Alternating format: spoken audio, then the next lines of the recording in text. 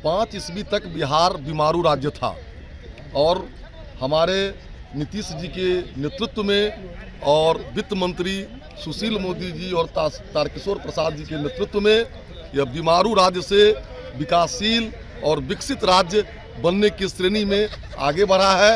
ये आने वाला बजट बिहार के 13 करोड़ जनता के खुशहाली का बजट है। गांव, गरीब, किसान, नौजवान, मजदूर सबों के उन्नति का बजट है। प्रति व्यक्ति आय बढ़ाने वाला बजट है। किसानों के आय को दुगुना और तिगुना करने वाला बजट है। नौजवानों के रोजगार को पैदा करने वाला बजट है। इसलिए बिहार के बजट जो आज आने वाला है उस पहले माननीय मुख्यमंत्री जी और माननीय वित्त मंत्री जी को हम शुभकामना देते हैं। प्रदेश में 300 प्लस सीट पुनः आएगी। आप लोग फिर हम लोग मिलेंगे 10 तारीख को और हम जो आज कह रहे हैं वो सत्य होगा। सर विपक्ष कह रही है कि बजट नीतीश मॉडल ले जाएगा। अब स्वाभाविक है ललन बाबू राष्ट्रीय अध्यक्ष हैं, वो अपनी पार्टी की बात रखेंगे। 80-20 पे अखिलेश चैलेंज कर रहे हैं कि जिस तरीके से योगी कह रहे हैं कि 80-20 की लड़ाई है। निश्चित रूप से जिस दिन परिणाम निकलेगा 80% परिणाम भारतीय जनता पार्टी के पक्ष में होगा और 20% परिणाम माननीय अखिलेश जी के पक्ष में होगा। सर विपक्ष कह रही है कि बजट अगर किसान और युवा के हित में नहीं आया तो वो हंगामा करेंगे सदन। देखिए, विपक्ष से मैं आग्रह करूंगा कि सार्थक विमर्श हो हंगामा की जगह नहीं है, ये बहस की जगह है और उनको भी शासन का मौका दिया गया था।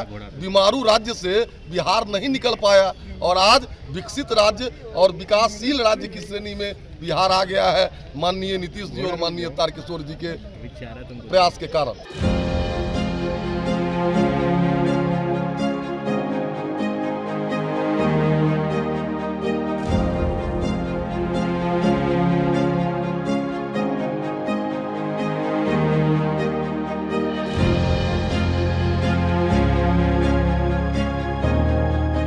प्रतिष्ठा का यहाँ पे हनन हुआ, कपड़े फाड़े गए, मारे गए, तो इसलिए जाहिर सी बात है कि इस पूरे विधान जब तक चलेगा तब तक हम काली पट्टी बांधते रहेंगे।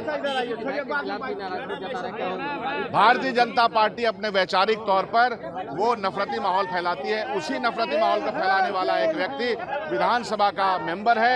विधानसभा में संविधान की शपथ लेने के बावजूद वो बेहुदा बातें कर रहा है, उसके खिलाफ हम लोग प्रतिकार करेंगे। उसको निकाला जाए, उसको सदन से निकाला जाए। भाजपा विधायक कालीभूषण ठाकुर की सदस्यता रद्द करो। जदयू नेता खलील रिजवी के हत्यारों को गिरफ्तार करो। राज्य में एंटी मॉब लिंचिंग कानून लाना होगा। देखिए, बजट आने दीजिए। बजट का आकार कैसा होता है, जनता के हित में कौन सा बजट है, बेरोजगारों को रोजगार देने के मामले में कौन सा बजट है, महंगाई पर क्या इनका फोकस है, इस सब आने के बाद ही कुछ बजट पर बोलना हमें ज़्यादा अच्छा रहेगा। अभी कोई सलाह देंगे तो सरकार हमारी सलाह मानेगी नहीं, लेकिन जब बजट पेश हो जाएगा उसके बाद आती है तब हम उस पर प्रतिक्रिया देने का काम। किस चीज़ पर ज़्यादा फोकस होना चाहिए सर इस बजट में? बेरोजगारों को रोजगार देने के मामले में फोकस होना चाहिए। किसानों के जो अधिप्राप्ति का मामला है वो अधिप्राप्ति ढंग से नहीं हो पा रहा है, जैसे तैसे हो रहा है। जो सरकार ने तय की है धान की कीमत, वो धान की कीमत नहीं दे पा रही है सरकार, और बिचौलियों से बेचना पड़ रहा है किसानों को बेवश होकर। इसलिए इस पर फोकस बेरोजगारों को रोजगार, शिक्षा, स्वास्थ्य और किसानों के मामले पर फोकस होना चाहिए। अगर इस पर सरकार फोकस नहीं करती है तो निश्चित रूप से हम लोग इसका विरोध करने का काम करेंगे। 19 लाख रोजगार का जो दावा था अगर वैसा नहीं हो पाता है तो क्या आपका विरोध होगा?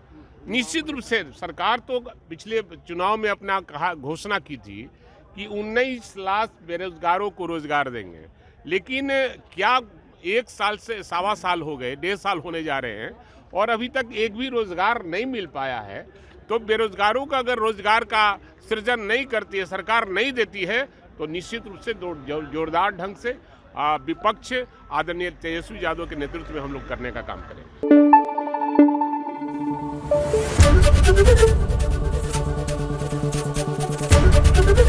एबीपी न्यूज आपको रखे आगे।